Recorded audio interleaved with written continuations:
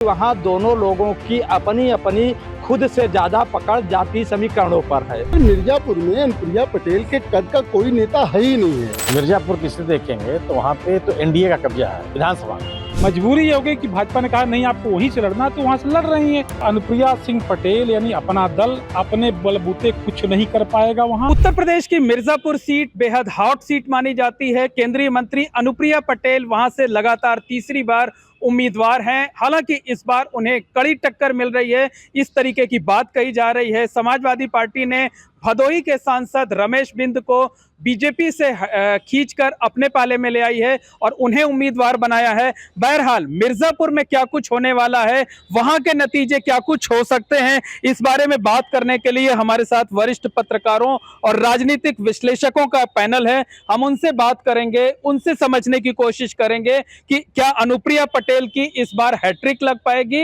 या फिर उन्हें हार का सामना करना पड़ेगा। जो चक्रव्यूह समाजवादी पार्टी ने रचा है, क्या वो इस चक्रव्यूह में फंसेंगी या फिर जीत की हैट्रिक लगा पाएंगे। सबसे पहले बात करते हैं, हमारे साथ वरिष्ठ पत्रकार रतिभान त्रिपाठी जी हैं। आप बताइए कि मिर्जापुर में अपने अनुभव के आधार पर आपसे जानना चाहेंगे, आपके अनुभव के आधार पर मिर्जापुर में क्या नतीजे आ सकते हैं 4 जून को।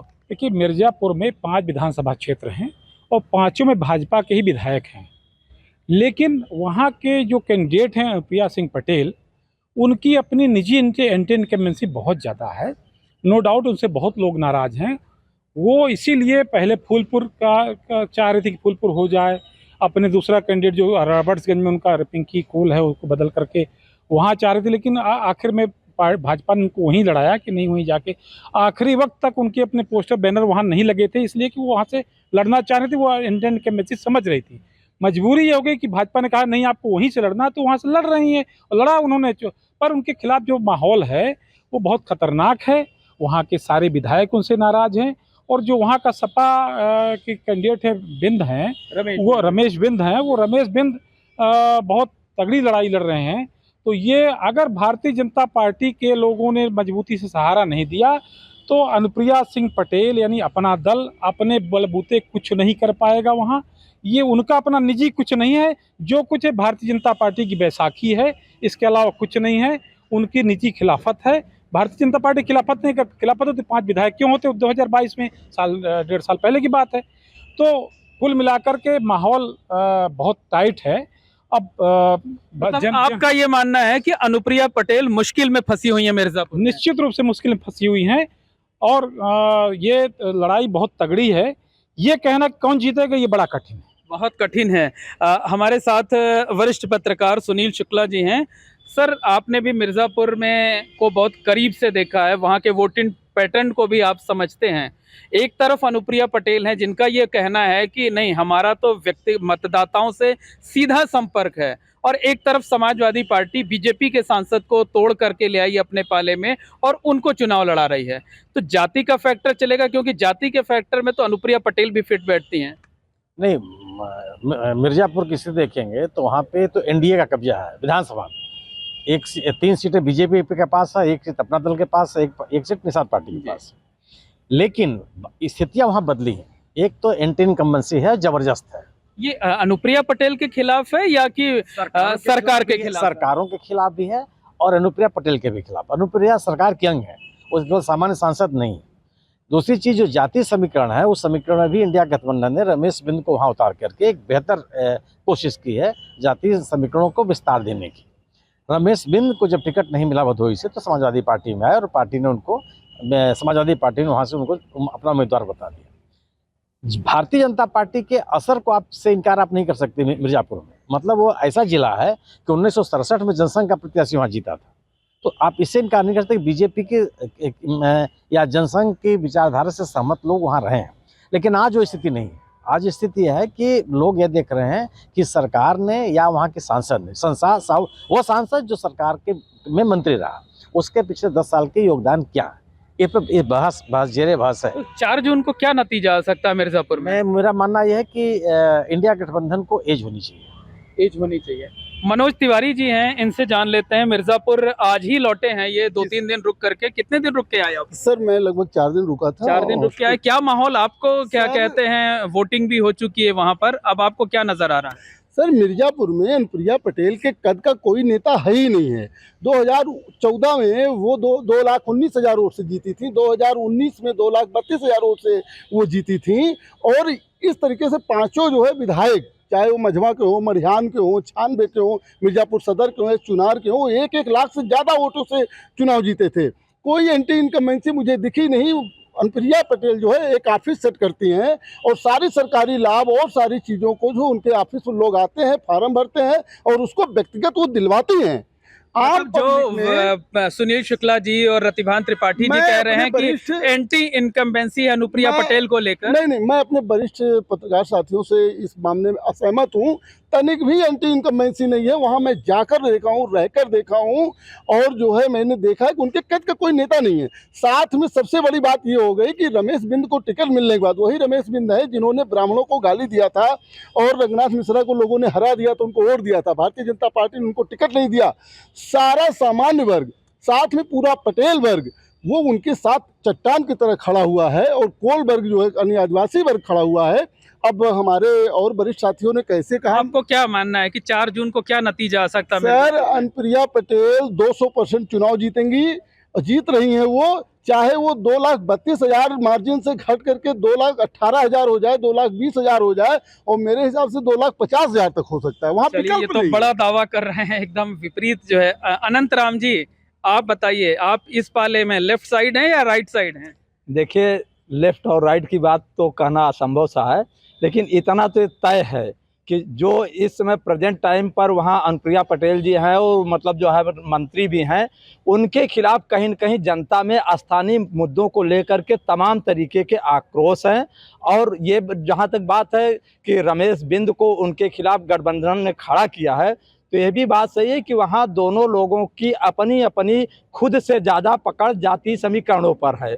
अगर उन तमाम समीकरणों को मद्देनज़र रखा जाए तो यह बिल्कुल तय है कि अनुप्रिया जी से जो लोग नाराज़ हैं और वहाँ का जो तमाम स्थानीय समस्याएं हैं उनका निदान न होने के कारण इस बार अनुप्रिया जी से लोग नाराज़ हैं। सर, ये कुशवाहा जी जातीय समीकरण की बात कर रहे हैं, लेकिन अनुप्रिया पटेल भी तो ओबीसी की बड़ी नेता है, वो भी जातीय जनगणना की पैरोकारी करती रही सरकार में रहते हुए। नहीं, जातीय जनगणना की पैरोकारी करती रही है, लेकिन उसके पक्ष में खड़ी दिखाई नहीं है, बयान देने मात्र से नहीं है। दरअसल है क्या, जो मुद्दा आरक्षण के खतरे का या संविधान के खतरे का पैदा हुआ, इसमें व्यक्तियों के खिलाफ माहौल बन गया। वह कोई भी पिछड़ा वर्ग का नेता जो इन दो मुद्दों पर खड़ा नहीं है लोगों के साथ, उसके खिलाफ एंटी इनकम्बेंसी है, उससे लोग नाराज हैं। क्योंकि वह जो आप पिछड़ा वर्ग के नेता क्यों हैं कि आप पिछड़े वर्ग के लोगों को संवैधानिक संरक्षण दे करके मुख्य धारा में लाने की आपके पास जिम्मेदारी है। और अगर आप उन ताकतों के साथ खड़े हैं जो सामाजिक आंदोलन या सामाजिक न्याय के पक्ष में नहीं है, तो वह व्यक्ति तो आपके साथ नहीं खड़ा होगा। इस बिना पर कोई व्यक्ति आपके साथ नहीं है कि आप उनकी बिरादरी से आते हैं। तब आपका मानना है कि जाति की लड़ाई में अनुप्रिया पटेल पर रमेश बिंद भारी पड़ सकते हैं? मेरा मानना यह है कि रमेश बिंद भारी पड़ेंगे, क्योंकि वो इंडिया दल के गठबंधन के साथ, ये बीजेपी के साथ होते, रमेश बिंद ही अगर बीजेपी के साथ होते तो उनके साथ वो जातीय समीकरण नहीं आता। आज जो पिछड़ा है वह अपने सामाजिक न्याय को लेकर के चिंतित है, और जो इंडिया गठबंधन ने जो मुद्दा बनाया ये नीचे तक है लोगों के बीच में। ठीक है, पवन द्विवेदी जी इनसे जान लेते हैं। पवन भाई, ये बताइए कि जो एक विपक्ष ने मुद्दा उछाला है कि 400 सीटें पाकर ये संविधान बदल देंगे, आरक्षण खत्म कर देंगे, मिर्जापुर में ये फैक्टर कितना काम किया है? ये तो सभी सीटों पे काम करेगा, चाहे बनारस हो, मिर्जापुर हो, अयोध्या की भी हालत ख़राब है जिस तरह से। इसलिए हम नहीं कह सकते कि बदल देंगे, क्या कर देंगे। वो तो चुनाव नतीजे 4 जून आने के बाद तय होंगे, क्या होगा क्या नहीं होगा। लेकिन मिर्ज़ापुर में जो स्थिति है बहुत अच्छी, अनुप्रिया नहीं कहा जा सकता है। बिंद के जाने से, वहाँ चुनाव लड़ने से जिस तरह से विपक्ष, आपको क्या लगता है 4 जून को मिर्ज़ापुर में क्या नतीजा आ सकता है? पलट भी सकता है, बड़ी बात नहीं। हमारे यहाँ फूलपुर में 3 लाख से केशव जीते थे, 50,000 से हार गए काउंसिल। इसलिए कहें कि नतीजे निश्चित नहीं है, कहा नहीं जा सकता। मतलब इतिहास के आधार पर जो है हम भविष्य की चिंता नहीं कर सकते। मुलायम सिंह बिसेन जी हैं, इनसे भी बात कर लेते हैं। मुलायम सिंह जी, बताइए, मिर्ज़ापुर वेब सीरीज भी खूब चली थी जो है वो, तो उसके बाद मिर्ज़ापुर ज़्यादा सुर्खियों में आ गया।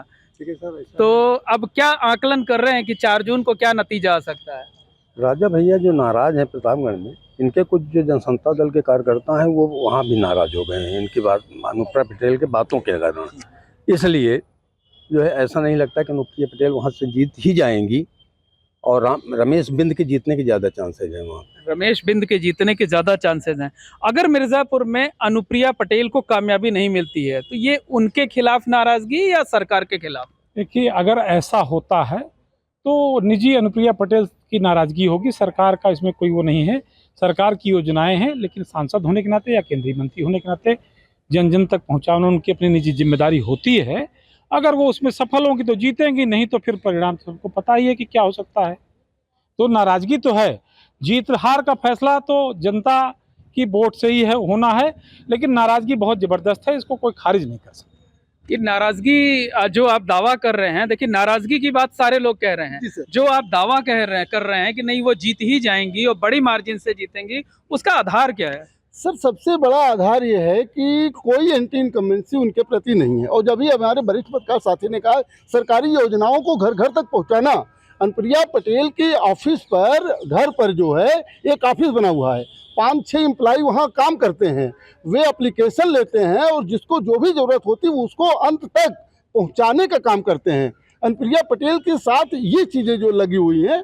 और जहाँ तक सवाल है 33 सीट पूरे प्रदेश में 33 लोकसभा सीट अनुप्रिया पटेल अपना दल यश के बदौलत भारतीय जनता पार्टी जीतती है, उनके वोटर हैं।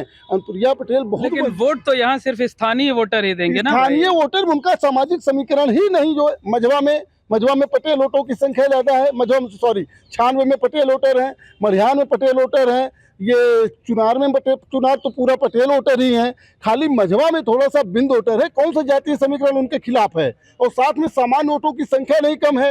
रमेश बिंद ने पवन जी से बात कर। पवन जी, वहाँ जातीय फैक्टर काम करेगा कि नहीं मिर्जापुर में? इस समय कहना नहीं चाहिए, पटेल ऐसी कास्ट है उसका कोई भरोसा नहीं है। वो पटेल देखता है, ये नहीं देखता अपना दल यश है। पटेल तो वहाँ एक ही है ना। नहीं, सिराथू में केशव मौर्य को नहीं दिया, पल्लवी पटेल को दिया, फूलपुर में प्रवीण पटेल को, संदीप पटेल सपा को मेजा में दिया। इसलिए पटेल देखता है, नहीं देखता है कि हम चले जाएंगे। इसलिए कहा नहीं जा सकता कि वो, चलिए कहा नहीं जा सकता, मतलब आप बताइए कौन सा फैक्टर काम कर रहा है वहाँ पे मिर्जापुर में? देखिए, वहाँ कोई एक फैक्टर नहीं काम कर रहा है, वहाँ सारे फैक्टर काम कर रहे हैं। जातीयता भी काम कर रही है, स्थानीय सांसद होने के नाते वहाँ का प्रतिनिधित्व करने के लिए वहाँ तमाम तरीके की जो समस्याएं हैं, लोगों के निदान न होने का भी एक बहुत बड़ा कारण है। और इंडिया गठबंधन से जो प्रत्याशी दिया गया है उसका भी वहाँ पर एक अच्छा खासा दबदबा है, क्योंकि उसके पहले भी वहाँ से वो प्रतिनिधित्व कर चुके हैं और वहाँ के लोगों से अच्छे ढंग से परिचित हैं। लोगों का सर आपसे जानना चाहेंगे कि क्या समाजवादी पार्टी ने जो आखिरी वक्त में अपना प्रत्याशी बदला वो मास्टर स्ट्रोक हो सकता है? देखिए, समाजवादी पार्टी ने तो 18-20 जगह प्रत्याशी बदल दिए। अब ये मास्टर स्ट्रोक है कि उनकी गलती है, ये तो चुनाव परिणाम बताएगा। लेकिन मुझे अनुभवी हैं, आप विशेषज्ञ हैं, इसीलिए तो आपसे बात कर रहे हैं। मुझे नहीं लग रहा है कि भारतीय जनता पार्टी ने जो बिंद कैंडिडेट वहाँ, वो समाजवादी पार्टी जो बिंद कैंडिडेट दिया है, कोई बहुत परफेक्ट कैंडिडेट है। अगर अनुप्रिया सिंह पटेल वहाँ कुर्मी प्रत्याशी हैं तो भारतीय समाजवादी पार्टी भी कुर्मी प्रत्याशी दे सकती थी, लेकिन चूंकि उन्हें भाजपा का टूटा हुआ आदमी चाहिए था, लिहाजा उन्होंने उसको संभाल लिया। अब उसको मास्टर स्ट्रोक कितना काम करेगा ये वक्त बताएगा। तो निश्चित तौर पर कहा जा सकता है कि मिर्जापुर को लेकर जो एक्सपर्ट हमारे हैं, जिस पैनल से हम बात कर रहे थे, उसमें से तमाम लोगों का ये मानना है कि 10 सालों तक अनुप्रिया पटेल यहाँ से सांसद रही, थोड़ी एंटी इनकम्बेंसी है, लेकिन जातीय समीकरण ऐसा है कि जिसे लेकर दावे के साथ कुछ भी नहीं कहा जा सकता। लेकिन ये ज़रूर कहा जा सकता है कि अनुप्रिया पटेल की राह इस चुनाव में आसान नहीं है, वो चक्रव्यूह में घिरी हुई हैं, लेकिन नतीजा क्या होगा उसके लिए 4 जून तक का इंतजार करना होगा। Mohammad Moin, ABP network, Prayagraj.